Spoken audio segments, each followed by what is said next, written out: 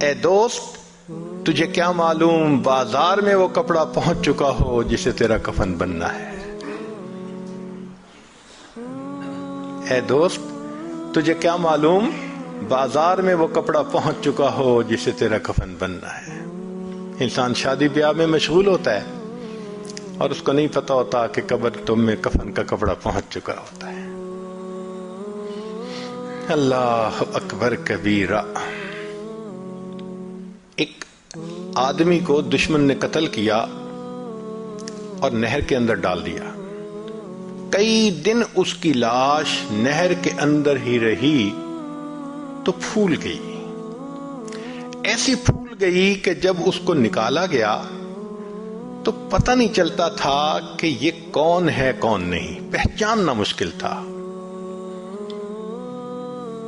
یہ بھی پتہ نہیں تھا کہ کس شہر کا ہے.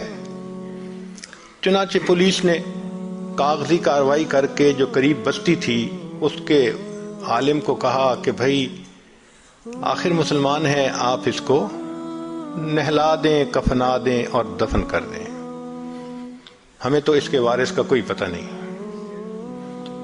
لو جی، امام صاحب نے بستی والوں کو کہا کہ لوگوں نہلا تو میں دوں گا، میرے پاس کفن کے پیسے تو نہیں ہیں، تو کفن کے پیسے دو.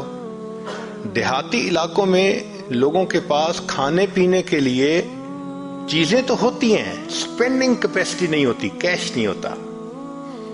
انہوں نے کہا مولانا اعلان کر دو مسجد میں. بستی میں اعلان ہوا، لوگوں لاوارث نعش ہے، کفن خریدنا ہے، اس کا چندہ کرو. کوئی 5 روپے لایا، کوئی 10 روپے لایا.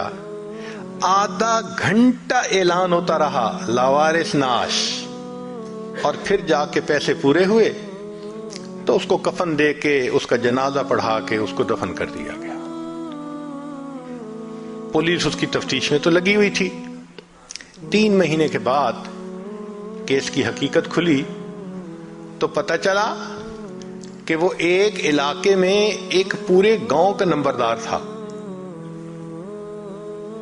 اور اس کی 4 مربع زمین تھی جس میں فروٹ کا گارڈن بنا ہوا تھا. کروڑوں پتی تھا، کروڑوں روپیہ اس کے بینک اکاؤنٹ میں تھا، اور اس کے 4 جوان العمر بیٹے تھے. 4 بیٹے ہیں، کروڑوں پتی ہے، بینک میں کروڑوں روپیہ ہے.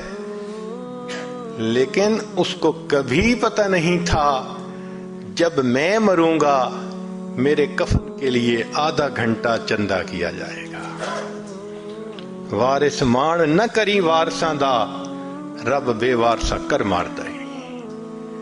فرماتے ہیں کہ اے وارث تو اپنے وارثوں کا مان نہ کرنا، اللہ تعالیٰ کبھی کبھی بندے کو لاوارث کر کے مار دیا کرتے ہیں. کیا پتہ کس حال میں موت آئے. اس لیے نبی علیہ السلام نے فرمایا کن فی الدنیا کأنک غریب او عابر السبیل. دنیا میں ایسے زندگی گزارو جیسے کوئی مسافر ہوتا ہے یا جیسے کوئی پردیسی ہوا کرتا ہے. جو پردیسی ہوتے ہیں نا ان کے ذہن میں ہر وقت ہوتا ہے ہم نے واپس جانا ہے. ہم بھی یہاں پردیسی ہیں. ہر وقت یہ سوچ رہنی چاہیے کہ ایک دن ہم نے واپس اپنے وطن جنت جانا ہے. مگر غفلت آ جاتی ہے، اور غفلت بھی کیسی کہ بندے کو مرنا یاد ہی نہیں ہوتا.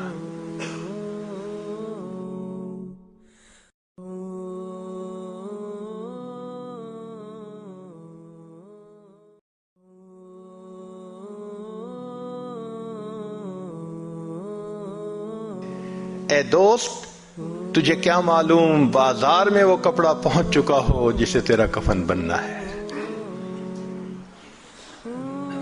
اے دوست تجھے کیا معلوم بازار میں وہ کپڑا پہنچ چکا ہو جسے تیرا کفن بننا ہے.